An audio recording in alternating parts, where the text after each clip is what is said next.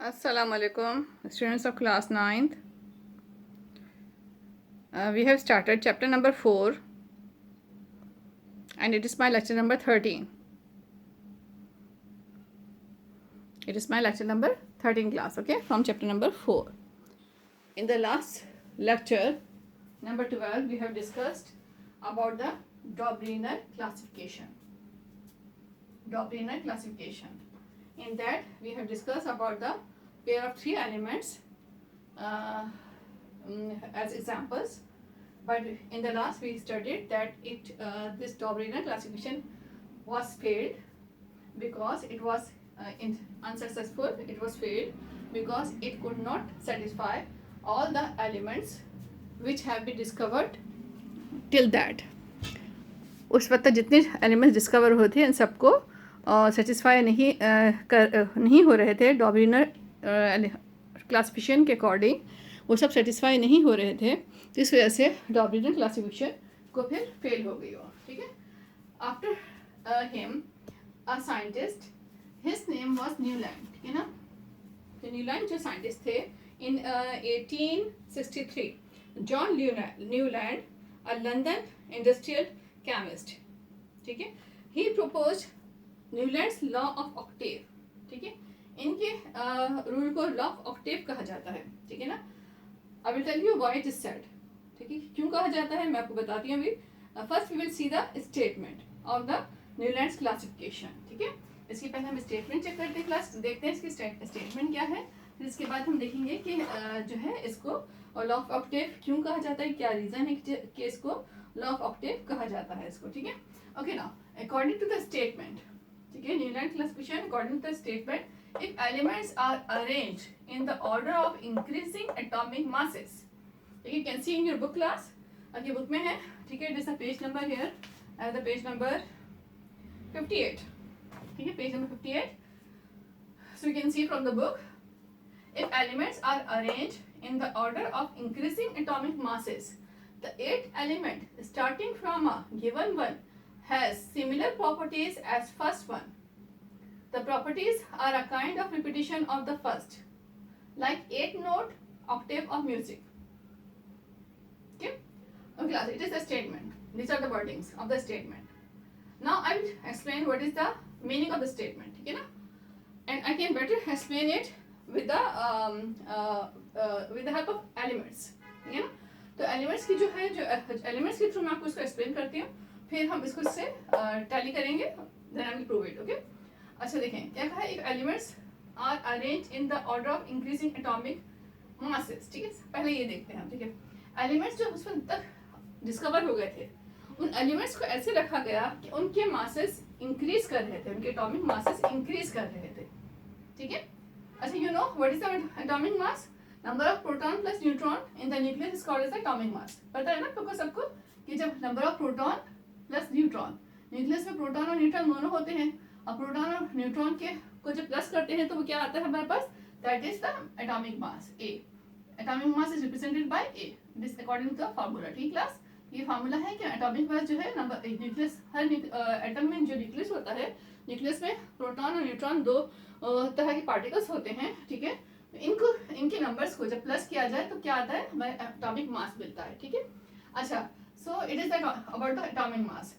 Now according to the Newland classification, the elements were arranged in the increasing atomic masses. According to the increasing atomic masses, जो elements उस वक्त discover हुए थे उसको ऐसे रखा गया कि उनके मासेस इंक्रीज कर रहे थे, ठीक है.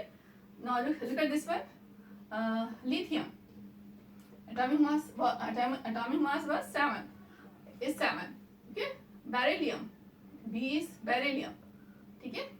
9 boron, 11 carbon, 12 nitrogen, 14 oxygen, 16 fluorine, 19, ठीक है. ये देखिए कितने एलिमेंट्स हैं, 1 2 3 4 5 6 7. फर्स्ट रो में 7 एलिमेंट्स इसी तरह अरेंज किए गए, हमको इसको ही फॉलो करना है, ठीक है. अच्छा, next sodium 23, magnesium 24, aluminium 27, silicon 28, phosphorus 31, sulphur 32, chlorine 35.5, ठीक है. आफ्टर दैट ये 7 की रो कंप्लीट हो गई. इसके बाद फिर next is potassium. potassium and calcium. Potassium 39, calcium is 40. Okay class? So elements were arranged in this way. ठीक है, यानी 7 elements फर्स्ट रो में रखेगा, उसके बाद फिर 7 elements और फिर जो डिस्कवर हो गए थे 2 elements उनको रखा गया. ठीक है. अच्छा देखें, अब एक we can observe that elements are increasing. यहाँ 7, 9, 11, 12, 14, 16, 19, फिर 23, 24, 27, 28, 31, 32, 35.5, 39, 40. यानी elements की जो masses है वो increase कर रहे हैं. ठीक है, तो इतना पार्ट तो समझ में आ गया होगा. Elements are arrange in the order of increasing atomic masses. ठीक है, एलिमेंट्स अरेंज किया गया उनके एटॉमिक मासेस जो इंक्रीज हो रहे हैं उसके लिहाज से. ठीक है, then the 8 element starting from a given one has similar properties as first one. ठीक है, अच्छा देखिए 8 एलिमेंट कौन सा हुआ, 1 2 3 4 5 6 7 8. ये 8 एलिमेंट है, यानी लिथियम के हिसाब से 8 एलिमेंट कौन सा है, सोडियम. ठीक है, लिथियम इज फर्स्ट वन, तो उसके हिसाब से 8 एलिमेंट सोडियम है. तो उन्होंने कहा कि जो 8 एलिमेंट था जो first starting from a given one, ठीक है ना, जो 8 एलिमेंट जो स्टार्ट हो रहा था, ठीक है, फर्स्ट के हिसाब से has similar properties as first one. ठीक है, उसकी प्रॉपर्टीज पहले जैसे एलिमेंट की थी. ठीक है, यानी उसकी प्रॉपर्टीज और पहले एलिमेंट की प्रॉपर्टीज सेम थी. Right class? इन्होंने कहा कि जब एलिमेंट्स को अरेंज किया गया उनके इंक्रीजिंग एटॉमिक मासेस के हिसाब से के लिहाज से, तो जब वो 8 एलिमेंट था उसकी प्रॉपर्टीज फर्स्ट एलिमेंट के जैसी प्रॉपर्टीज थी, यानी सिमिलर प्रॉपर्टीज थी, प्रॉपर्टीज मैच कर रही थी, बहुत सारी प्रॉपर्टीज मैच कर रही थी. ठीक है, so this is called as the properties are a kind of repetition. यानी जो प्रॉपर्टीज इसमें थी वही प्रॉपर्टीज इसमें रिपीट हो रही थी. अगर हम लिथियम और सोडियम की बात करें, लिथियम फर्स्ट है तो इसका 8 सोडियम है, तो इनकी प्रॉपर्टीज आपस में रिपीट हो रही थी. ठीक है, then like 8 note octave of music, जैसे हिंदी लैंग्वेज में जो म्यूजिक के जो वर्ड्स होते हैं वो 8 होते हैं. ठीक है, तो उसके लिहाज से 8 नोट होते हैं उसमें. तो इसी तरह से मैंने कहा कि इसमें भी जैसे हिंदी लैंग्वेज में म्यूजिक के 8 नोट होते हैं, 8 लेटर्स 8 वर्ड्स होते हैं, तो उसी तरह से यहाँ पे भी 8 वर्ड्स को फॉलो किया गया. That's why it is called as the law of octave. क्या कहा गया इसको? इसको कहा गया लॉ ऑफ ऑक्टेव. ठीक है ना, लॉ ऑफ ऑक्टेव यानी law of Octave. Octave means 8, octa means 8, तो इसको 8 का कानून, 8 का लॉ कहा गया इसको. ठीक है ना, लॉ ऑफ ऑक्टेव. उसको कहाँ इसलिए गया क्योंकि इसमें 8 का जो नंबर है उसको वो रिपीट हो रहा है. ओके क्लास, अब again repeating 1 2 3 4 5 6 7 8. Lithium is first one, तो sodium is the 8th one. Properties are matching. अच्छा, if we start from beryllium, अगर हम beryllium से start करें, ठीक है, तो इसको हम first consider करें. If we consider it as first element, इसको first element consider करें, ठीक है ना, right? तो इसका 8 कौन सा बनेगा? 1 2 3 4 5 6 7 8. तो इसका कौन सा 8 बना class? Magnesium. Beryllium, magnesium. So it means the properties of magnesium and beryllium will be same. इनकी प्रॉपर्टीज सेम होंगी, रिपीट हो रही होंगी, सेम प्रॉपर्टीज होंगी. ठीक है, अच्छा इस तरह से अगर हम करें लाइक बोरॉन, बोरॉन का 8 एलिमेंट कौन सा पड़ेगा? 1. ठीक है, इट इज बोरॉन 1. ठीक है, यहाँ से स्टार्ट करेंगे हम 1 2 3 4 5 6 7 8. देखिए एल्यूमिनियम, ठीक है, तब एल्यूमिनियम, राइट, इसकी प्रॉपर्टीज बोरॉन और एल्यूमिनियम की प्रॉपर्टीज सेम होंगी. राइट क्लास, तो इसलिए कि इसका 8 एलिमेंट है, ये फर्स्ट है तो इसका 8 ये है. राइट क्लास, तो यही रूल जो है सब में एप्लीकेबल होगा. राइट, अच्छा कुछ एलिमेंट सब में यहाँ पे कार्बन, नाइट्रोजन, ऑक्सीजन, फ्लोरीन सब में एप्लीकेबल होगा. अच्छा now let's see, come towards this example. Magnesium की तरफ आते हैं हम. ठीक है, अगर हम मैग्नीशियम की तरफ आए, अगर इसको हम फर्स्ट वन कंसीडर करें तो क्या होगा? 1 2 3 4 5 6 7 8. राइट, तो properties of calcium will be like as magnesium. Right class, क्या मतलब है इसका? Properties of calcium will be like as magnesium and the properties of magnesium will be like as beryllium. क्योंकि ये फर्स्ट है तो ये 8 है इसका, अगर ये फर्स्ट है तो फिर इसका ये 8 है. तो इनकी प्रॉपर्टीज, इस ग्रुप में जो एलिमेंट्स हैं इन सबकी प्रॉपर्टीज सेम हो जाएंगी. लिथियम, सोडियम, पोटेशियम, इनकी प्रॉपर्टीज सेम हो जाएगी, क्योंकि अगर ये फर्स्ट है तो इसका 8 है, अगर इसको फर्स्ट कंसीडर करें तो पोटेशियम इसका 8 है. Right class, so the properties of lithium, sodium, potassium will be same. Beryllium, magnesium, calcium will be same. Properties of boron, aluminium will be same. Carbon, silicon will be same. Nitrogen, phosphorus same. Oxygen, sulfur same. Fluorine, chlorine same. right class? So these in this way the properties of the 8 element will be same to the first one, right class? Now I think आपको statement समझ में आ रही होगी. If elements are arranged in the order of increasing atomic masses, the elements को हम increasing atomic masses के हिसाब से उसके लिहाज से अगर हम उसको arrange करें तो जो है the 8 elements starting from a given one, तो 8 element जो start हो रहा है has similar properties as first one. तो उसकी जो प्रॉपर्टीज़ हैं उसकी जो 8 एलिमेंट्स में से जो उसकी जो प्रॉपर्टीज़ हैं वो फर्स्ट 8 एलिमेंट की जो प्रॉपर्टीज़ हैं वो फर्स्ट एलिमेंट की प्रॉपर्टीज जैसी होंगी, ठीक है. That is called as the law of octave, ठीक है. जैसे म्यूजिक के 8 नोट्स होते हैं तो इस तरह से इसमें भी 8 नोट जो है रिपीट हो रहे हैं और इसको लॉ ऑफ ऑक्टेव कहा जाता है, right class. So Newland law is also called as the law of octave, ठीक है. जिस डॉब्रिनर के बारे में हमें पढ़ा था it was called as the law of triad और rule of triad, right. So in this we are following 8 elements, so इसको कहा जाता है लॉ ऑफ ऑक्टेव और law of it is called as the law of octave class, okay. Law of octave, ठीक है. अच्छा देखिए लॉ ऑफ ऑक्टेव क्या सक्सेसफुल हुआ या नहीं हुआ, ठीक है. Law of octave was better then the डॉब्रिनर, ठीक है. इसलिए कि इसमें बहुत ज़्यादा एलिमेंट्स थे जो कि इसको डॉब्रिनर के अकॉर्डिंग के से अगर कंपेयर करें उससे कंपैरेटिवली इसमें एलिमेंट ज़्यादा थे जो कि न्यूलैंड्स के लॉ को फॉलो कर रहे थे, ठीक है.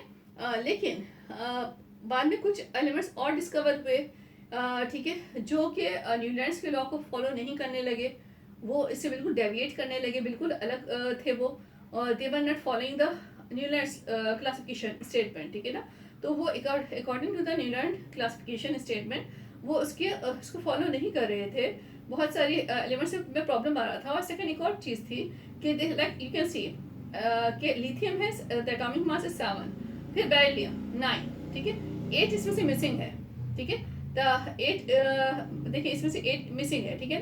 इस तरह इसके बाद देखिए 9 के बाद फिर 11 आ रहा है, 10 मिसिंग है, ठीक है. 11 के बाद 12 है, फिर 13 मिसिंग है, फिर 14 है, फिर 15 मिसिंग है. आप देखें you can see over the board, ठीक क्लास. देखिए फिर 15 मिसिंग है, 16 है, फिर 17 18 दो मासेस मिसिंग है, फिर 19 है, फिर इस तरह से देखिए 20 21 22 और इतने सारे मिसिंग है, फिर 23 है, फिर 24 है, फिर 25 26 मिसिंग है, फिर 27 28 है, 29 30 मिसिंग है, 31 है, 32 है. इस क्लास में बहुत सारे एलिमेंट देखिए मिसिंग है, ठीक है ना. Means it is not the complete satisfactory table. बहुत सारे एलिमेंट्स उस वक्त जो डिस्कवर हो गए थे या बाद में डिस्कवर हुए थे तो वो इसमें नहीं देखे गए. एक तो ये पॉइंट है कि it is not the complete table. Complete table वो होगा जो सबको लेके चले, सारे एलिमेंट्स को ऑक्यूपाई करे, ठीक है. बट ये सबको ऑक्यूपाई नहीं कर रहा था, तो इसका मतलब इसमें कमी है, ठीक है. सेकेंड थिंग दैट कि कुछ एलिमेंट्स जो बाद में डिस्कवर हुए या हो चुके थे वो न्यूलैंड्स क्लासिफिकेशन के को फॉलो नहीं कर रहे थे, वो इसके अकॉर्डिंग सेटिस्फाई नहीं हो रहे थे, ठीक है. इसके जो रूल है, जो तरीका है इसका स्टेटमेंट का, उसके अकॉर्डिंग सेटिस्फाई नहीं हो रहे थे. So it became failed. I am reading from the book class. The law failed because it held good for the first 16 elements but did not work after 16th elements, ठीक है. Moreover, hydrogen was not included in this sequence, ठीक है. तो इसमें जो 16 elements को तो ये डिस्कवर को ये फॉलो कर रहा था, ठीक है. 16 एलिमेंट्स को तो इसको फॉलो कर रहे थे, लेकिन और एलिमेंट्स इसको फॉलो नहीं कर रहे थे. और one more important thing that hydrogen is not here. Hydrogen जो फर्स्ट एलिमेंट है किसी भी पीरियोडिक टेबल का, जो फर्स्ट एलिमेंट है the atomic mass is 1 hydrogen का, तो वो भी इसमें से मिसिंग है क्लास, ठीक है. ये फर्स्ट जो स्टार्टिंग ही पीरियोडिक टेबल की फर्स्ट एलिमेंट हाइड्रोजन से होनी चाहिए और हाइड्रोजन ही इसमें से मिसिंग है, ठीक है. तो ये भी एक इसका ड्रॉबैक या फॉल्ट था इसका. So that's why class it did not work, ठीक है ना. ये ज़्यादा नहीं चला ये न्यूलैंड क्लासिफिकेशन. ये भी फेल हो गया. जिस डॉब्रिनर फेल हुआ था वो भी सेटिस्फाई नहीं कर रहा था पूरे एलिमेंट्स को. न्यूलैंड भी फेल हुआ, कुछ टाइम तो फॉलो हुआ, लेकिन उसके बाद ये it was not the complete and successful classification, ठीक है. वो भी फिर जो है ऐसा ऐसा ये भी फेल हो गई. Okay class. Now in the next class we will study about the next classification, ठीक है. नेक्स्ट क्लासिफिकेशन के बारे में हम पढ़ेंगे इसको. अभी now in this I will give you the homework. Last time मैंने आपको एक होमवर्क दिया था, define periodicity. The question is that define periodicity. Next question, what do you know about the Dobriner classification, ठीक है ना. इसके बारे में पूरा डिटेल लिखना था, आपने फेलियर का रीज़न भी लिखना था वगैरह सब, ठीक है ना. Now I am giving the question. Next question, state Newland's classification. Right class? Okay, you can note down it in your copy. Note कर लें. State Newlands classification give the Newlands periodic table. ठीक है, give the Newlands periodic table and explain it. Give the reason of its failure. Give the reason of its failure. I'm again repeating class. State the Newlands classification. Write the Newlands periodic table and explain it. Give the reason of its failure. ठीक है, ये fail हो गया था तो उसकी reason क्या थी फेलियर की, ये रीज़न बताइए. और क्लास देखिए मैं बहुत ज़्यादा होमवर्क नहीं दे रही हूँ, आपको थोड़ा थोड़ा सा होमवर्क दे रही हूँ, तो साथ साथ प्लीज़ टाइम टू टाइम करते जाइए ताकि एकदम से लोड ना पड़े, बर्डन ना पड़े. And show me the homework. ठीक है ना, इसकी पिक्स लेके जो है ना इसकी सेंड करें. I will check it. Please do it class. और जो है साथ साथ याद भी करते रहिए इसको, ताकि जो है बाद में एकदम से आपके ऊपर बर्डन ना पड़े, बहुत मुश्किल ना हो जाए. तो साथ साथ याद भी करते रहिए. ठीक है. Okay, thank you. If you have any query then you can ask me. Okay, Allah Hafiz, take care.